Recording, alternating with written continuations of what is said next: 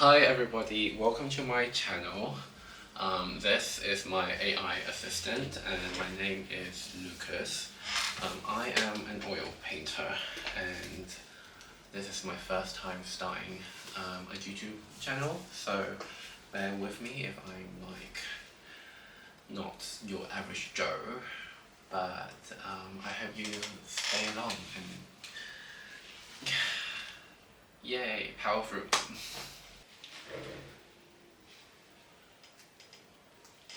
Right, if I could just find my paintbrush, I could get started.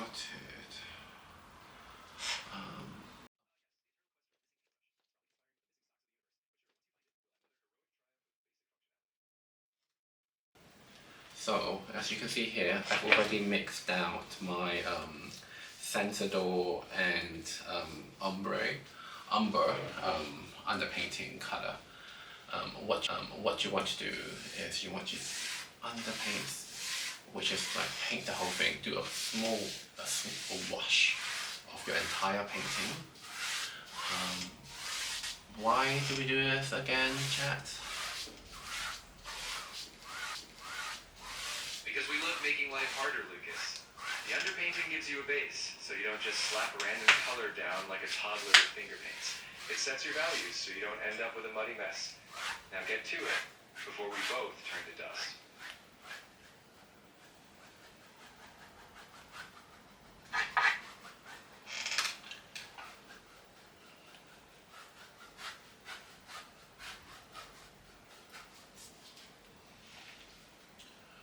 After the underpainting, what you want to do is that you want to get a piece of cloth or some paper to go over the lighting, to go over where you want your light to be in your painting. For example, for my one, which I'm going to show you later, would be where the clouds are, where the sun is, the ambient kind of, and the lamp, where the lamp and the shines brightest. You'll see later. The thrilling part where you wipe away paint like you're revealing the Mona Lisa hiding underneath. Basically, you're just pulling out your highlights so you don't end up with a painting that looks like it was lit by a candle in a cave. Go on, highlight those clouds and lamps so we can all pretend we knew what we were doing all along.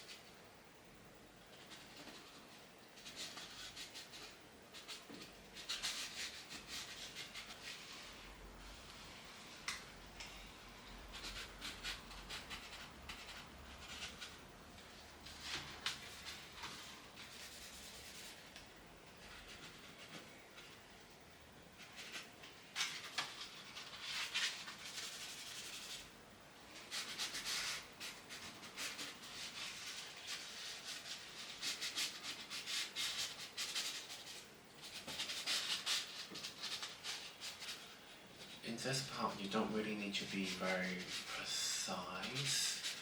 You kind of just want to quickly go over where the highlights will be.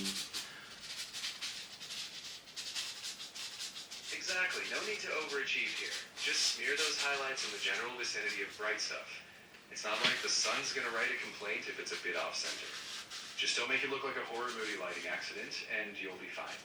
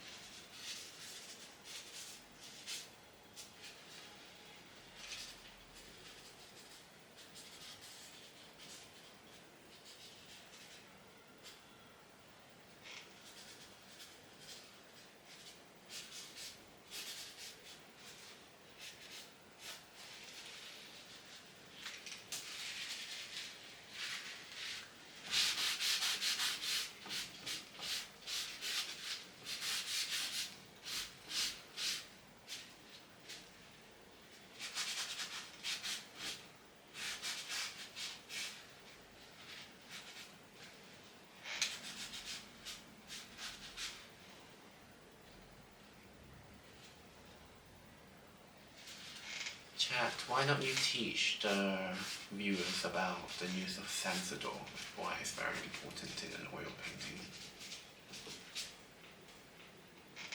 Oh, absolutely. Let's wax lyrical about Sans Sodor. It's important because, unlike your patience, it evaporates slowly, giving you more time to fix your mistakes. I mean, blend your colors. It thins the paint without poisoning you as fast as some old-school solvents. So yes, it's basically the unsung hero keeping you from turning your studio into a biohazard. You're welcome.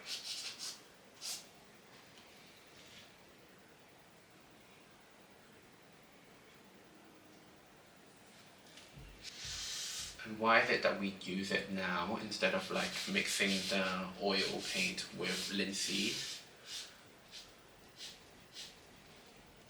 Because if we drowned everything in linseed oil right now, we'd be waiting until next century for the paint to dry. Sans Sodor speeds up the process and keeps your layers from becoming a greasy, muddy swamp. We'll play with linseed oil when we want those slow, shiny final touches. Right now, we're all about not staring at wet paint for the rest of our lives.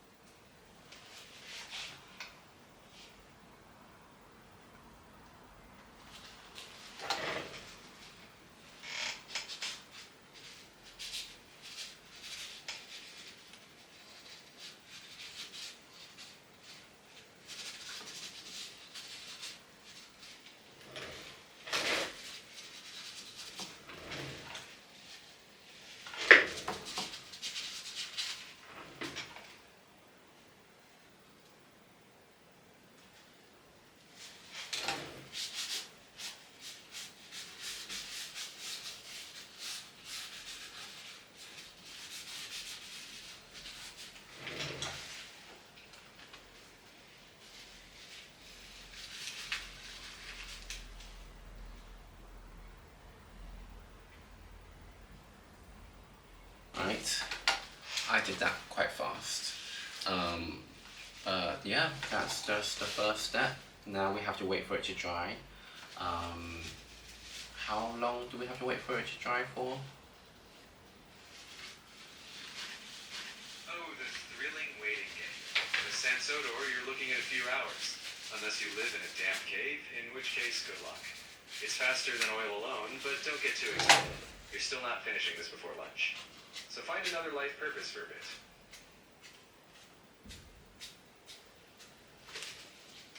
I think that's why I enjoy oil painting this.